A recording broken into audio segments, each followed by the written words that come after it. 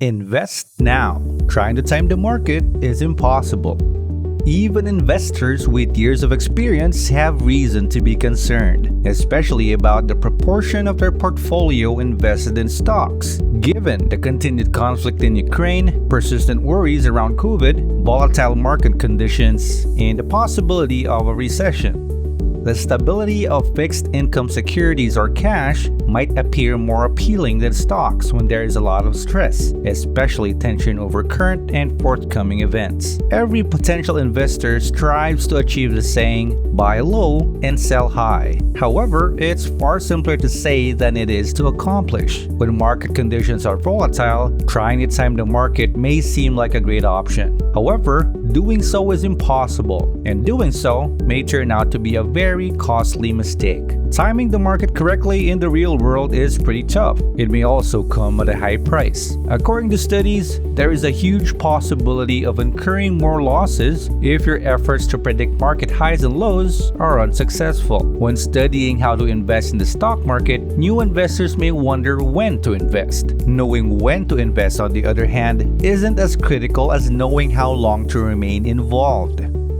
Hi, if you are new here, welcome to Finance Bureau, your go-to handbook for anything related to personal finances. Welcome back, everybody. I hope you enjoyed my previous video. In this video, I will talk about why timing the market might be impossible and costly for you when investing. So before I get into it, give this video a thumbs up and let's dive right in. Sports analysts often anticipate the major winners at the outset of a season, only to see their predictions fade when their preferred teams lose. Similarly, market timers often attempt to forecast large gains in investment markets, only to be disappointed by the reality of unforeseen changes in performance. True, market timing might seem to be advantageous at times. However, for people who do not want to put their money on such a potentially risky approach, time, not timing, may be the greatest option. For starters, what do we mean when we say market timing? Market timing is the opposite of a buy and hold investment strategy. It is buying or selling stocks in the market because of an expected shift in the value of an index or the price of a stock. You may want to consider selling if you anticipate rising stock prices. If you believe the stock price will fall, you could consider selling it right now. On the other hand, if you expect the stock price to increase, you should consider placing an order to purchase it. While if you believe it will decrease, you should consider buying it immediately. It is a kind of management known as active management. Timing the market is always determined by the extent to which prices are volatile. Although asset fundamentals and financial planning could play a part in your decision-making process, they are only components of a choice that centers on anticipated changes to the asset's price. Market timing aims to convert these predictions into a profit for the investor. You can move ahead of the market and collect the gains if you time your buying and selling correctly, and you accomplish this by timing your purchases and transactions. Followers of this approach aim to make profits by purchasing at a low price and selling at a high price by timing their transactions carefully to outperform the market. For instance, if the stock market continues to see consistent gains and new highs over a prolonged period, investors may get concerned that a correction is on the horizon and attempt to time their exit to get out of the market before it experiences a decline. If a decline takes place, the next stage would be to forecast when the market will bounce back, to enter the market in advance of the wave to ride it back up. While this strategy is great in theory, in practice, it is almost impossible to make work on a consistent basis. Some investors hit it right every once in a while, but earning big profits from timing the market again and again is a pipe dream for most. Investors use a variety of strategies to forecast future price movements. Some anticipate future price action using technical analysis or the examination of previous market data, such as price patterns and trade volume. Others use basic research, which involves examining a company's business prospects and financial documents in order to forecast how the stock will move over time. There are several leading indicators that investors monitor in order to measure sentiment and predict what the market will do next.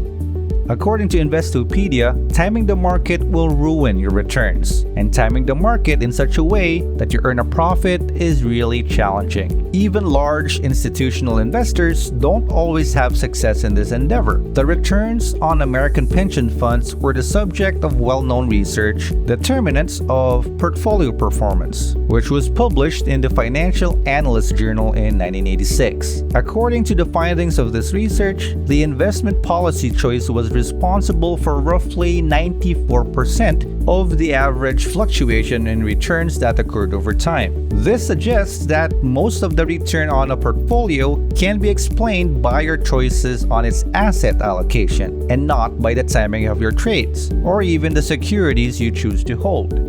Market timing has a horrible track record. There have been several research studies conducted by objective parties that indicate how ineffective market timing is. To provide a few instances, here are some. According to the findings of a research conducted by Merrill Lynch, market timing may cause model portfolios to underperform by almost half their value over a period of 30 years. According to Charles Schwab, whose company conducted the study in question, analysis suggests that the expense of waiting for the right opportunity to invest surpasses the advantage of even perfect timing. And since timing the market correctly is, well, about as likely as winning the lottery, the wisest plan for the majority of us ordinary investors is to avoid trying to market time at all costs. According to the findings of a study conducted by Putnam Investments, market timers who are off by only 10 trading days risk seeing up to 50% of the value of their portfolio erode away. Their model found that getting it wrong by no more than a month was the difference between $6,873 in returns and $30,700.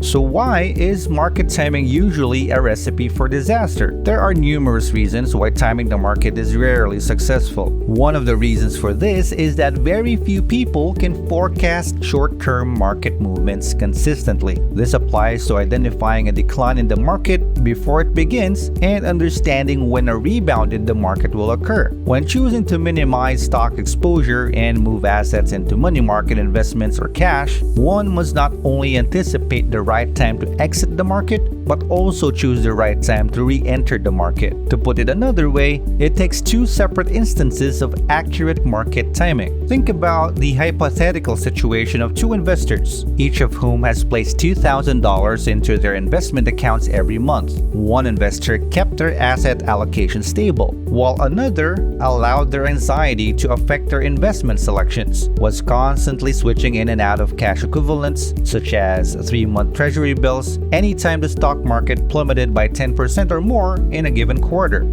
Clearly, the steady investor fared much better over time than the anxious investor. What do you think so far? Are you more of a steady investor or an anxious one? Let me know in the comment section below.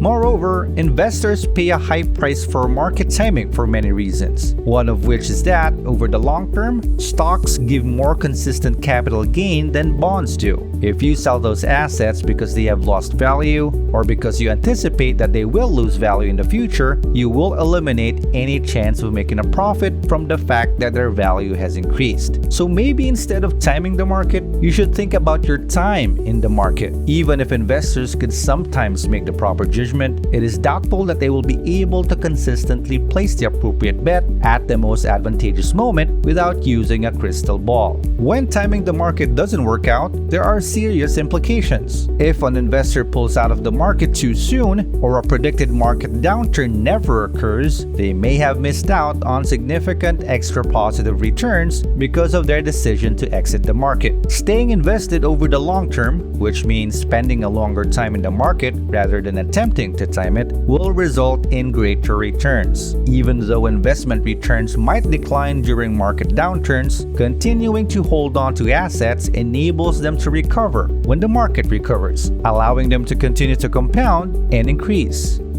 For investors to attempt to time the market successfully, they need to constantly monitor market activity to execute the most profitable bets. A more active trading approach may involve greater trading expenses and perhaps extra tax consequences for investors, in addition to being time-consuming. Instead of attempting to time the market, many financial experts recommend utilizing a buy and hold approach, emphasizing the amount of time spent investing in a particular market rather than trying to predict its movements. There are a variety of reasons why investors could not take advantage of favorable market conditions or fail to buy cheap and sell high. In addition to the fact that they might not be able to correctly execute timing the market, the stock market fluctuates during the year. After a lengthy period of market highs, Russia's invasion of Ukraine, growing inflation, federal interest rate rises, and the continuing COVID-19 pandemic contributed to market instability in early 2022. However, it is usual for investors to see further pullbacks, whether a 3% to 5% decline, which may occur multiple times a year, or a more severe stock market correction, defined as a 10 to 20% drop from a recent market high.